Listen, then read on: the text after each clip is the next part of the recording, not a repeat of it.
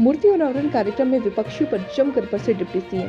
विपक्षियों को बताया कि कुंठित मानसिकता के लोग पूर्व गृह राज्य मंत्री स्वर्गीय रामलाल राही तथा उनकी पत्नी की मूर्ति अनावरण कार्यक्रम में मुख्य अतिथि के रूप में सीतापुर आए डिप्टी सीएम केशव प्रसाद मौर्य ने मंच कार्यक्रम के बाद पत्रकारों के सवाल पर विपक्षियों पर जमकर हमला बोला।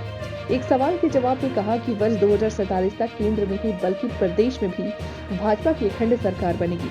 भाजपा द्वारा से राम मंदिर के राजनीतिक कारण किए जाने और सवाल पर उप मुख्यमंत्री श्री मौर्य ने कहा कि विपक्षियों की मानसिकता स्वास्थ्य ठीक नहीं है।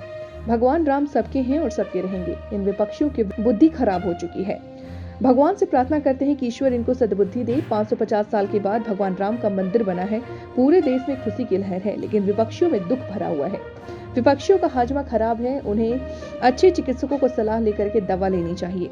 कांग्रेस ने उन्होंने गठबंधन की संज्ञा लेते हुए कहा कि देश में जिन पार्टियों ने खूब लूट खसोट मचाई है, वो 2024 के चुनाव में खुद को बचाने के लिए गठबंधन करना चाह रहे हैं, लेकिन ये मोदी सरकार है, किसी को भी बख्शेगी नहीं। यही नहीं, उनके प्रत्याशियों की जमानत भी जब्त होनी है। प्रदेश भर में 80 की 80 सीटें भाजपा जीतेगी और पूरे भारत में 400 से अधिक सीटें भाजपा की आएंगी।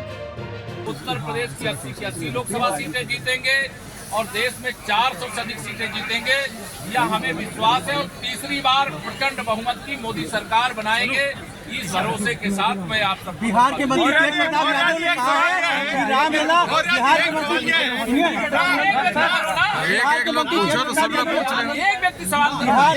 के मंत्री तेज प्रताप यादव ने कहा है कि भगवान रामलला तभी आएंगे आपके घरों में जब गठबंधन की सरकार केंद्र में होगी। देखिए, उनके सबके सवाल के जवाब देने की मुझे आवश्यकता नहीं लगती है। और केंद्र में अभी कम से कम 2047 तक भारतीय जनता पार्टी के अलावा प्रदेश में भारतीय जनता पार्टी के अलावा किसी दूसरे दल की सरकार बनने की दूर तक संभावना नहीं है। मुंगेरी लाल के असीम सबके भारतीय जनता पार्टी पर आरोप कर रहा है कि राम मंदिर के मुद्दे का राजनीतिक जिनकी दृष्टि में दोष है, जिनका मानसिक थोड़ा सा स्वास्थ्य ठीक नहीं है, जिनकी देखने का दृष्टिकोण अलग प्रकार का है, वह इस प्रकार की बातें करते। भगवान राम सबके थे, सबके हैं, सबके रहेंगे। और जिनकी बुद्धि खराब है, भगवान से प्रार्थना करता हूँ उनको सद्बुद्धि दें।